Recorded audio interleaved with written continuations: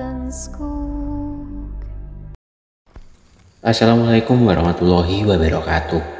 Bersama saya Joko di West Progo Channel. Di cerita kali ini akan mengisahkan cerita yang berjudul Kekasih Gaib. Selamat datang yang baru saja menemukan channel ini. Dan bila kalian suka, silahkan subscribe channel ini. Dan jangan lupa tekan tanda lonceng untuk dapat menikmati cerita-cerita terbaru dari kami. Langsung saja kita dengarkan ceritanya.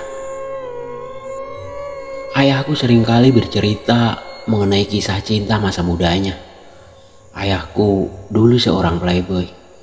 Dia berganti pacar seperti berganti pakaian. Dia mengaku pernah berkencan dengan pramugari, artis, bahkan pejabat. Walau aku tidak percaya hampir setengah dari ceritanya, semua kisah itu menarik untuk didengar. Di antara sekian banyak cerita ayah, ada satu yang benar-benar meninggalkan kesan dalam padaku.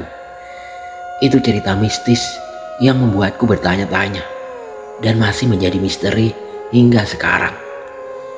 Katanya dulu ayah pernah berpacaran dengan seorang hantu. Saat pertama kali ayah menceritakan itu, bulu kuduku langsung berdiri. Aku bukan orang yang percaya hal gaib, jadi aku tidak anggap serius cerita itu. Tapi anehnya, kisah itulah yang pertama kali melintas di kepalaku sehari setelah ayahku meninggal. Dulu saat ayah baru saja selesai pendidikan sarjana, dia berkenalan melalui seorang wanita di Facebook. Kalau tidak salah, nama perempuan itu adalah Bunga. Setelah beberapa chat, mereka pun bertukar nomor telepon. Dan dari situ, hubungan jarak jauh mereka dimulai. Awalnya tidak ada yang aneh, tapi setelah beberapa lama, di telepon mulai terdengar suara samar. Terkadang keheningan yang panjang pun terjadi. Ayah bahkan yakin beberapa kali mendengar isak tangis, walau itu pelan. Ayah tidak terlalu ambil pusing dengan itu. Namanya juga sedang jatuh cinta. Akhirnya ayah pun menyampaikan keinginannya untuk bertatap muka. Awalnya Bunga menolak, tetapi setelah kerja keras selama sebulan lebih, ayah akhirnya mendapatkan alamat Bunga. Ternyata Bunga tinggal di daerah yang cukup terpencil. Tidak ada bus ke sana, jadi ayah mengendarai sepeda motor kesayangannya selama 4 jam hanya untuk bertemu dengan pujaan hatinya. Cinta memang terkadang menakutkan. Butuh usaha keras untuk sampai ke sana. Bahkan motor ayah sempat mogok cukup lama, tapi akhirnya dia pun sampai ke tempat tujuan. Aku bisa membayangkan hatinya yang berdebar-debar akan semangat. Bagaimanapun, ayah memang pemain cinta yang romantis. Untuk pertama kalinya, dia akan bisa memeluk dan mencium kekasihnya yang selama ini hanya berupa suara. Namun alamat yang tertulis di kertas ternyata tidak menuju ke rumah manapun. Setelah bertanya pada orang sekitar, ayah akhirnya diarahkan ke pemakaman umum.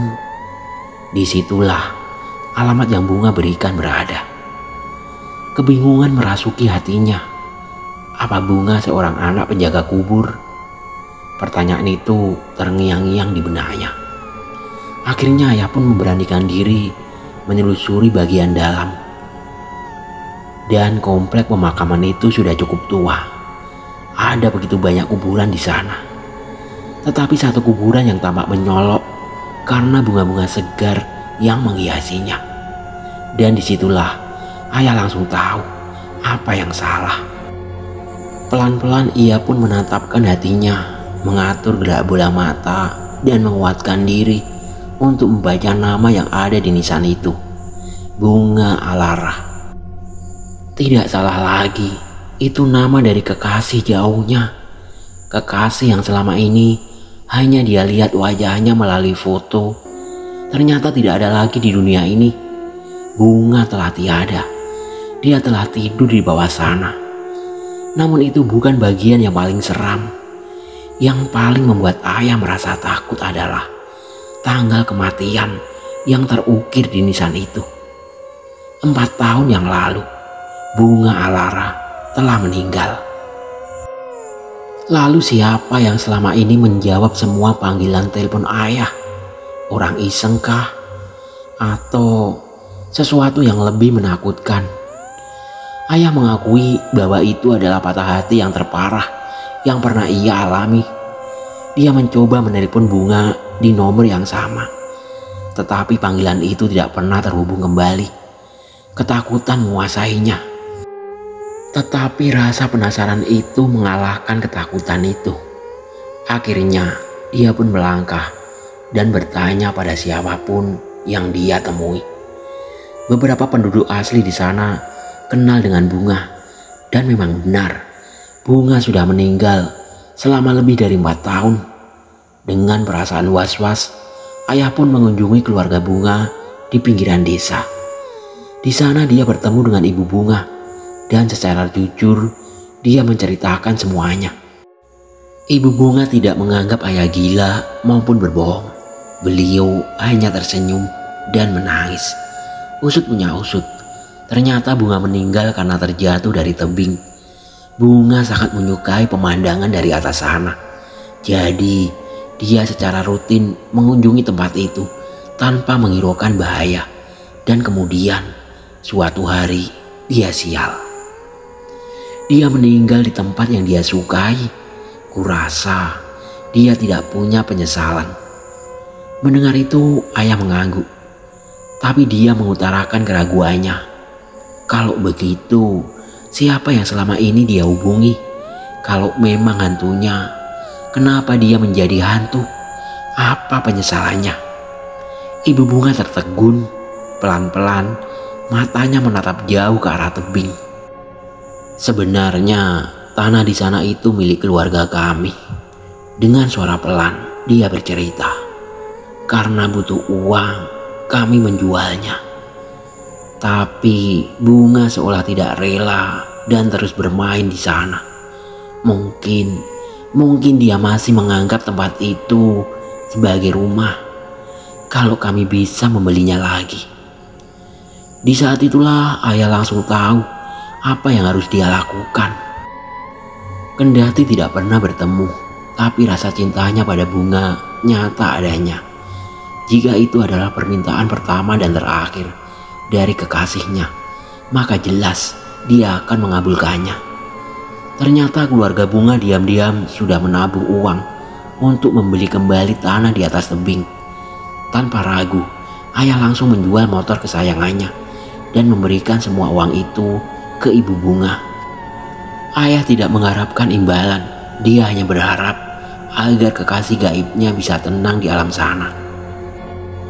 Aku tidak pernah mengerti kenapa, tetapi cerita itu terus saja terngiang di kepalaku. Romantisme masa muda ayah membuatku kagum. Setidaknya itu adalah kenangan manis yang membuatku bangga padanya. Ayah bilang dia tidak pernah lagi kembali ke sana. Mungkin tempat itu terlalu menyakitkan baginya. Kira-kira apakah keluarga Bunga sudah membeli kembali tanah di atas tebing itu? Aku penasaran. Kurasa tidak ada salahnya untuk bertanya dan melihat sendiri cinta yang ayah tinggalkan di bumi ini. Akhirnya aku pun memesan tiket bus dan pergi ke desa itu. Transportasi sudah semakin mudah. Jalan sudah semakin mulus dan desa itu sendiri sudah bisa disebut sebagai kota kecil. Saat tiba di sana, aku langsung mencari bukti bahwa cerita ayah bukanlah karangan belaka. Aku pergi ke pemakaman dan mencari kuburan Bunga yang dulu membuat ayah patah hati. Kuburan itu sudah sangat tua, tapi ternyata benar-benar ada. 30 tahun yang lalu ayah berdiri di sini dan menemui cinta gaibnya. Kira-kira sudahkah hantu Bunga tenang? Atau jangan-jangan hantu itu masih bergentayangan? Dari pemakaman aku bisa melihat tebing yang ayah ceritakan. Tebing itu memang tinggi dan tanpa pengamanan. Wajar jika seseorang bisa jatuh dari sana. Aku pun bertanya ke orang sekitar tentang kepemilikan tanah di atas tebing itu. Jawaban mereka membuatku kebingungan. Mereka bilang tidak ada apa-apa di sana. Tempat itu hanyalah lahan tandus milik pemerintah yang tidak terurus. Ada beberapa bangunan bekas peninggalan Belanda, tetapi sama sekali tidak ada perawatan. Sehingga tempat itu hanya jadi area terlantar. Dulu pernah ada rencana membangun stadion sepak bola, tapi proyek itu mangkrak dan tidak pernah dilanjutkan. Apa yang ku dengar sama sekali tidak cocok dengan cerita ayah. Jika tempat itu adalah lahan pemerintah, maka bagaimana bisa keluarga Bunga punya tanah di sana? Dan jika memang punya, maka siapa yang membeli dan untuk apa dibeli? Rasanya penduduk sekitar tidak berbohong padaku. Tidak ada gunanya mereka berbohong. Ada yang tidak beres di sini. Siapa kira-kira yang salah? Akhirnya aku pun mencoba mencari keluarga Bunga. Siapa tahu masih ada di antara mereka yang tinggal di sini. Sudah 30 tahun yang lalu. Nyaris tidak ada yang mengenal nama Bunga. Untungnya aku bertemu seorang pria tua di salah satu kedai kopi. Dia sudah sangat berumur dan dia mengenal siapa Bunga yang kumaksud. Kasihan, ucapnya setelah mendengar nama itu. Anak itu pasti tidak tenang di alam sana. Kenapa kek? Arwahnya gentayangan. Dia menggeleng keras. Wajahnya menunjukkan kebencian yang tidak main-main. Keluarganya, ibu dan kakak-kakak anak itu menggunakan namanya untuk menipu. Hah? Itu 20 tahun yang lalu. Kurasa ada pemuda yang melaporkan mereka ke polisi. Rupanya pemuda itu dijebak di internet. Pemuda itu berkenalan dengan Bunga dan datang ke sini untuk menemuinya. Tetapi Bunga sudah meninggal. Dia sudah lama meninggal. Yang selama ini berhubungan dengannya adalah kakak si Bunga. Dia menyamar menjadi adiknya dan memancing orang itu ke sini. Saat orang-orang itu sadar Bunga meninggal, mereka langsung mengira si Bunga gentayangan sebagai hantu. Setelah itu, ibu si Bunga akan menceritakan kisah sedih tentang Bunga yang ingin membeli tanah di atas tebing. Setiap ada yang tertipu, mereka akan mendapat uang. Licik sekali. Ada yang meninggal kok malah dimanfaatkan. Mendengar itu aku hanya bisa mengembuskan napas panjang.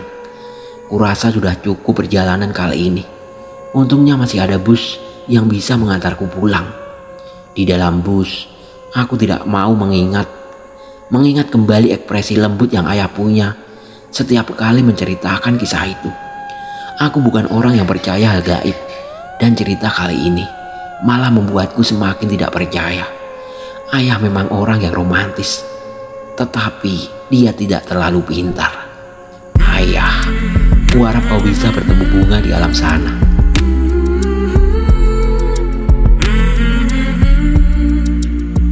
Terima kasih sudah menyimak cerita dari saya. Wassalamualaikum warahmatullahi wabarakatuh.